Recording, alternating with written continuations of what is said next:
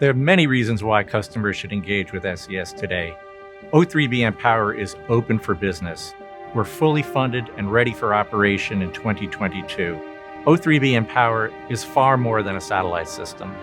It's an environment in which partners are coming together to innovate and create new opportunities for users around the world. Customers who engage SES today have the opportunity to innovate in partnership with SES, leveraging all the amazing features of O3b mPOWER, including flexibility and performance. O3b mPOWER is carrier grade, which means we're able to support the core network requirements of telcos and mobile network operators. O3b mPOWER is inherently resilient and secure, making it the ideal environment for government applications. Mobility customers really enjoy scale when it comes to O3b mPOWER. Current O3b systems have changed that market in dynamic ways. O3b mPOWER is going to bring more flexibility, more throughput, and more capabilities to all of our customers, whether it's through uncontended bandwidth or the ability to follow terminals throughout the world.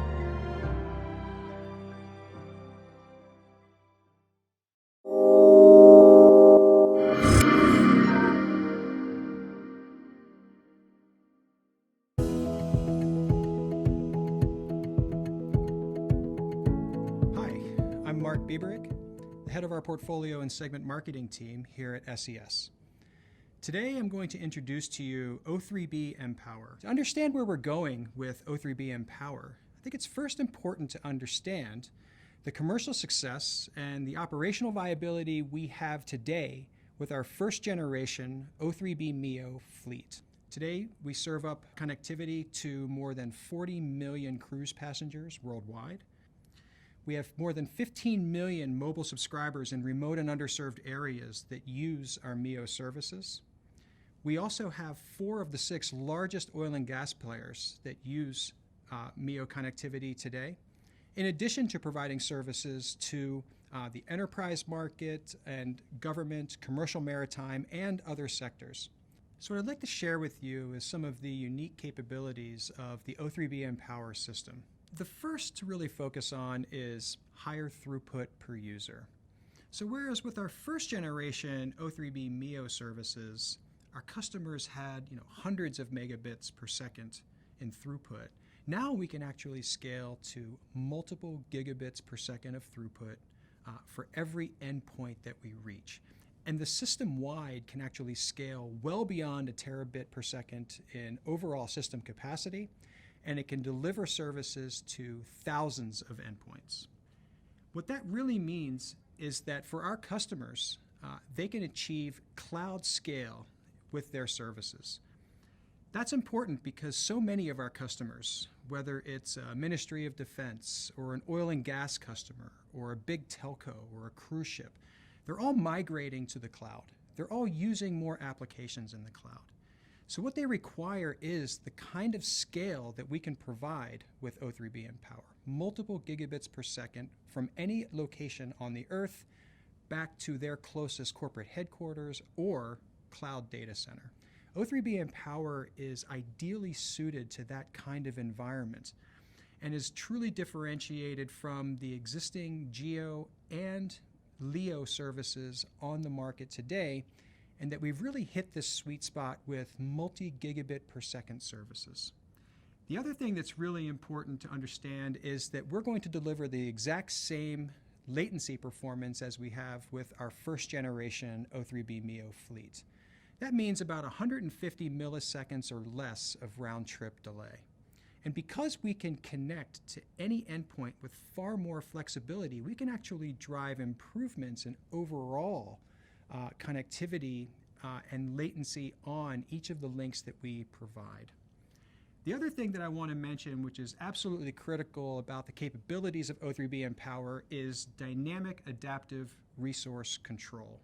With a software-controlled architecture, our customers have a level of automation and control that they have never had before with satellite-based services.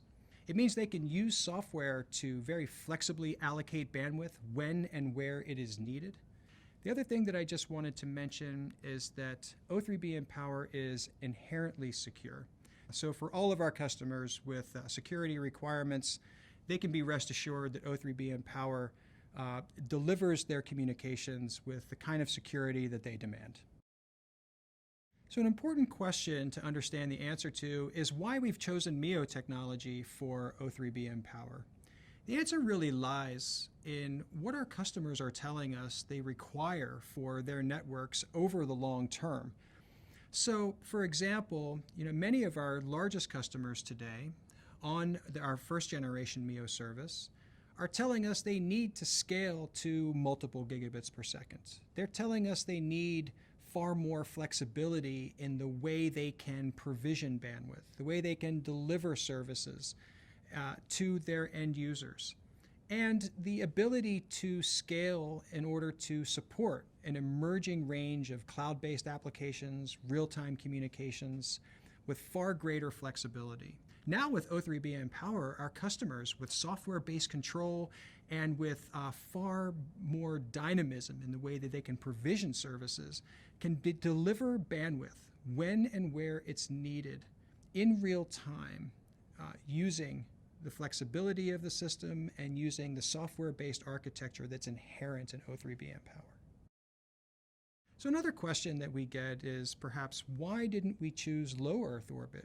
We see on our competitive landscape there are many companies that are embracing LEO technologies and are planning to roll out LEO-based services over the next few years. To really provide a viable LEO fleet, because LEO satellites look at a much smaller portion of the Earth's surface, you need many, many more satellites to be able to provide a service, to be able to roll out services globally. That means that the business case requires a far greater investment. And to be able to communicate across all of those LEO satellites is extraordinarily complex. So when we took a look at it, we decided that MEO was really the best fit, not just for us, given our success with MEO today, but also for our customers because it meets their needs in terms of where they're going with their own network evolution. Thank you for joining me today.